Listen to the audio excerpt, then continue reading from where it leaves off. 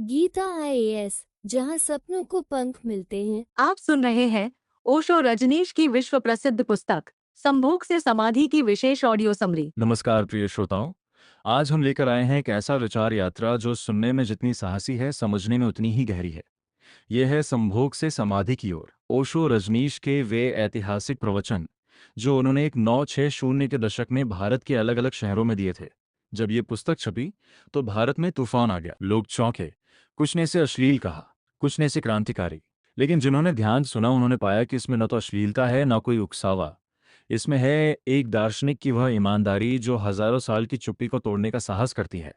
ओशो पूछते हैं, जिस विषय से मनुष्यता का जन्म हुआ, जिसके बिना जीवन संभव नहीं, उसी विषय को हमने क्यों पाप घोषित कर दिया? यह प्रश्न साधारण नहीं है। यह प्रश्न हमारी पूरी सभ्यता को कटघरे में खड़ा करता है।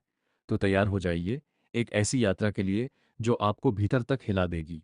ओशो अपने पहले प्रवचन की शुरुआत एक बहुत सुंदर प्रश्न से करते हैं, प्रेम क्या है? और फिर खुद ही कहते हैं, जीना और जानना तो आसान है, लेकिन कहना बहुत कठिन है। जैसे कोई मछली से पूछे कि सागर क्या है।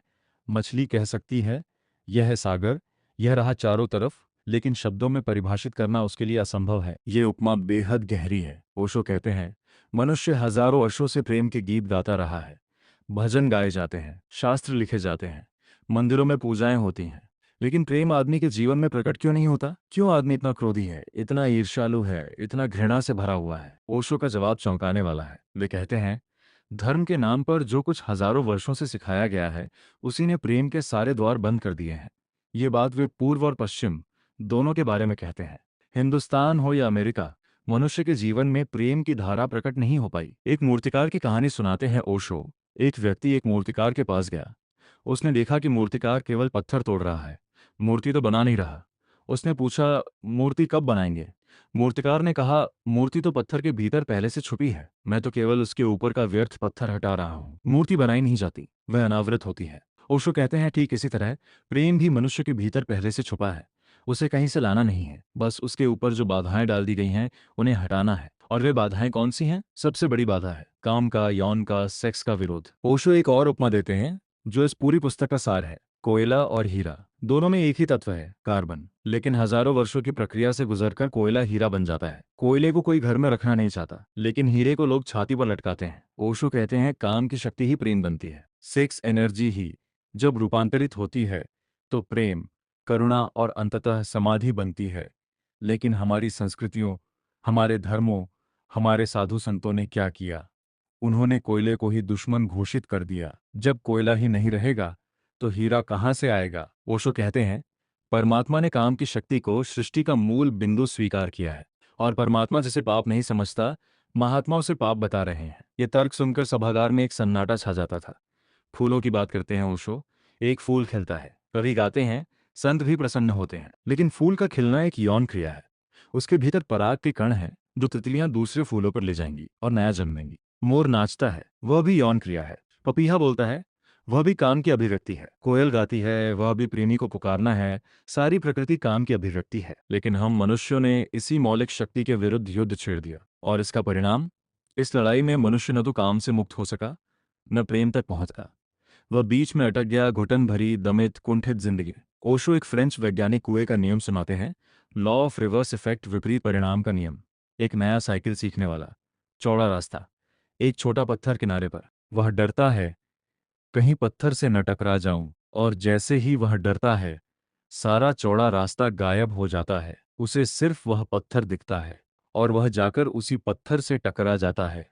ओशो कहते हैं, 5000 वर्षों से आदमी सेक्स से बचना चाह रहा है, और परिणाम यह हुआ कि गली कूचे, हर जगह जहां भी आदमी जाता है, सेक्स से ही टकरा जाता है। यह वही लॉ ऑफ रिवर्स इफेक्ट है। जिस चीज से बचना चाहो, चेतना उसी पर केंद्रित हो जाती है।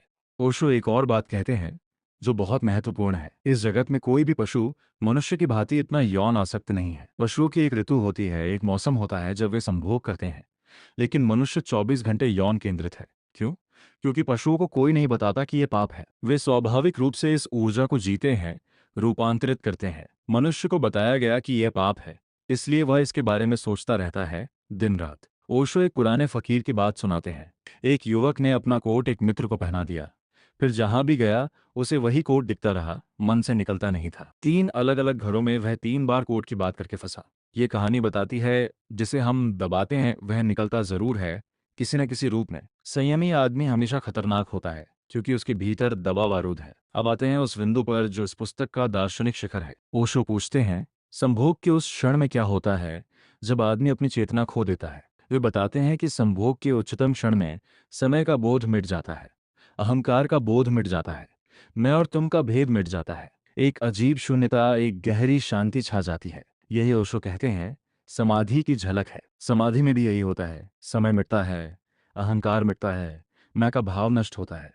संभोग समाधि का एक क्षणिक भौतिक अनुभव है, और समाधि संभोग की उस अवस्था का स्थायी आत्मिक अनुभव है। इसीलिए इस पुस्तक का नाम है संभोग से समाधि की ओर। ये यात्रा है शरीर से आत्मा की तरफ, काम से प्रेम की तरफ, प्रेम से परमात्मा की तरफ। लेकिन ये यात्रा होती कैसे है? ओशो 2 सूत्र देते हैं। पहला सूत्र ध्यान, दूसरा सूत्र प्रेम। ओशो कहते हैं बच्चों को बचपन से 2 चीजें सिखाई जानी चाहिए। पहली, सेक्स की सही वैज्ञानिक शिक्षा, न छुपाना, न शर्म, न पाप, बल्कि ईमानदारी से बताना कि यह जीवन का एक हिस्सा है। जैसे भोजन सिखाया जाता है, स्नान सिखाया जाता है, वैसे ही अगर बच्चा गलत रास्तों से, गलत लोगों से सेक्स के बारे में जानता है तो वह ज्ञान जीवन भर उसे पीड़ा देता है। दूसरी, ध्यान की दीक्षा। घर में 1 घंटे का मौन अनिवार्य होना चाहिए। परिवार के सभी सदस्य एक साथ चुप बैठें, कोई शब्द नहीं, कोई शोर नहीं। वह 1 घंटे का मौन 14 वर्षों में उस द्वार को तोड़ देगा जिसका नाम ध्यान है।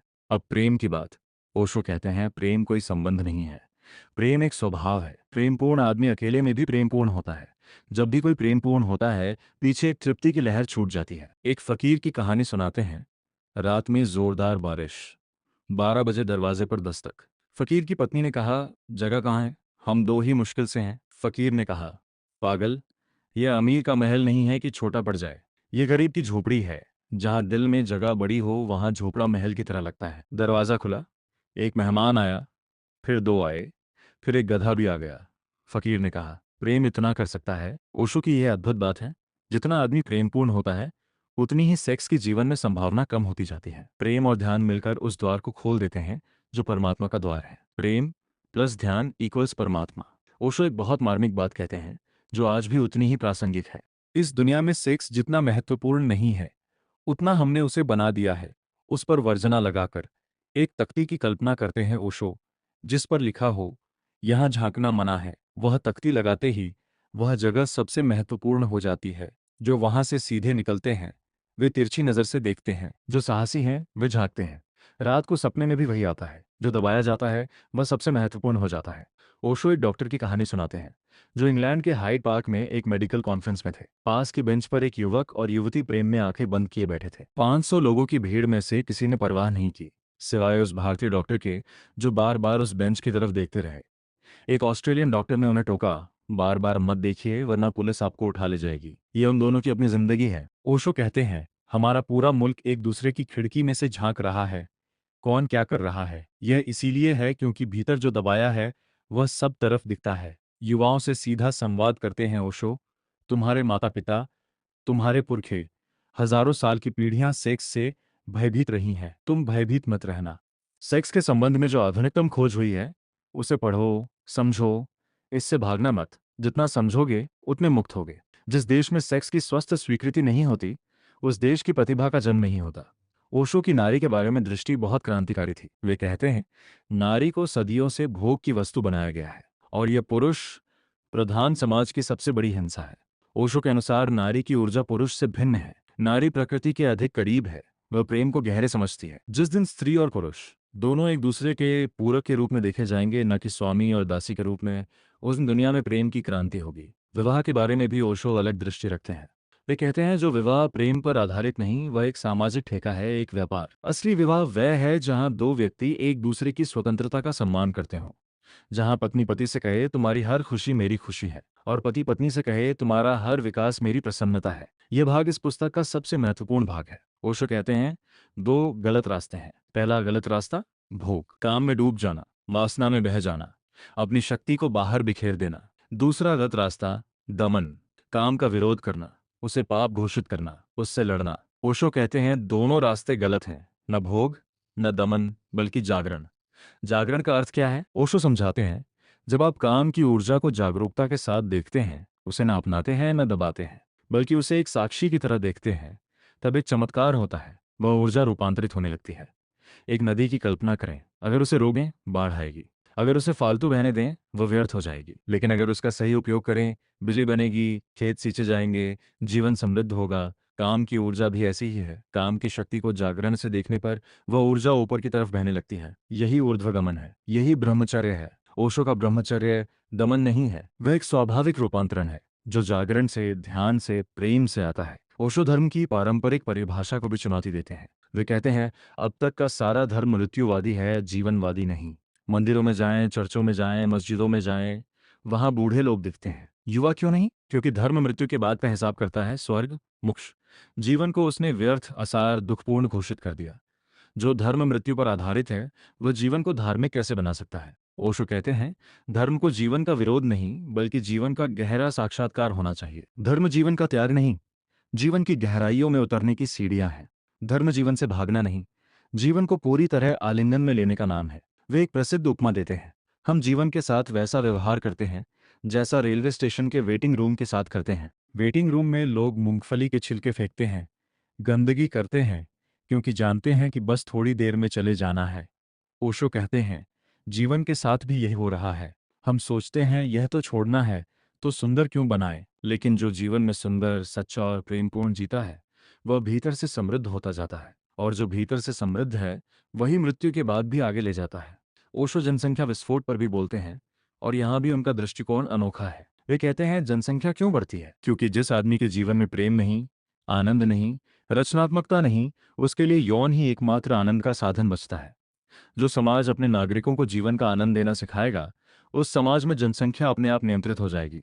और गर्भ निरोधक के बारे में ओशो बहुत साफ कहते हैं, इसे अपनाना चाहिए। ये प्रकृति के विरुद्ध नहीं है। मनुष्य एकमात्र प्राणी है जो अपनी प्रकृति को चेतन रूप से बदल सकता है। यही उसकी श्रेष्ठता है। ओशो विद्रोह की अपनी परिभाषा देते हैं। वे पूछते हैं, युवक कौन है? उम्र से नहीं। ओशो कहते हैं, बुद्ध के एक भिक्षु से उन्होंने पूछा, तुम्हारी उम्र क्या है? उस भिक्षु ने कहा, 5 वर्ष। बुद्ध बोले, 5 वर्ष? तुम तो 70 के दिखते हो। भिक्षु ने कहा, भगवान, 5 वर्ष पहले मेरे जीवन में ध्यान का जन्म हुआ। उससे पहले मैं सोया था, तो वे वर्ष गिनती में नहीं। ओशो कहते हैं, युवा वह है जो जागरूक है, जिज्ञासु है, साहसी है, चाहे उम्र कितनी भी हो। विद्रोह का अर्थ क्या है?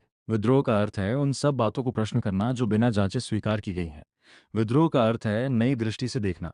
और क्रांति? क्रांति भीड़ से नहीं आती, क्रांति व्यक्ति से आती है, जो भीतर से बदल जाता है। ओशो इस पुस्तक का निष्कर्ष बड़े सरल लेकिन गहरे शब्दों में देते हैं। वे कहते हैं, पहली बात, जो सबसे मौलिक है उसे स्वीकार करो। काम की ऊर्जा को पाप मत समझो, वह तुम्हारी जीवन शक्ति है। दूसरी बात, उसे दबाओ मत, लेकिन उसमें बह भी मत जाओ, जागरूकता के साथ देखो। तीसरी बात, ध्यान सीखो, प्रेमपूर्ण बनो। ये दोनों मिलकर उस ऊर्जा को रूपांतरित करते हैं। चौथी बात, जीवन को वेटिंग रूम मत समझो, यह यात्रा ही मंजिल है। पांचवी बात, समाधि कोई अलग चीज नहीं है, वो इसी जीवन में, इसी चेतना में जागरण का नाम है। ओशो एक वृक्ष की कहानी सुनाते हैं। एक बच्चे का एक विशाल वृक्ष से मित्रता थी। वह खेलता, पत्तियां तोड़ता, उस पर चढ़ता।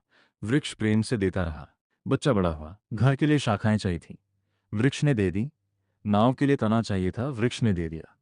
अंत में वृक्ष एक छोटा सा ठूंठ भर रह गया। उस बूढ़े थके हुए आदमी को, जो अब थककर बैठना चाहता था, उस ठूंठ ने कहा, आओ मुझ पर बैठ जाओ। ओशो कहते हैं, यही प्रेम है। प्रेम देता है, अहंकार लेता है, अहंकार लेने की भाषा समझता है, प्रेम देने की भाषा है। प्रिय श्रोताओं, संभोग से समाधि की ओर केवल एक पुस्तक नहीं है, ये एक चुनौती है। ये उस हर इंसान के लिए चुनौती है जो जीवन भर ये मानता रहा कि उसके भीतर कुछ गंदा है, कुछ पापी है।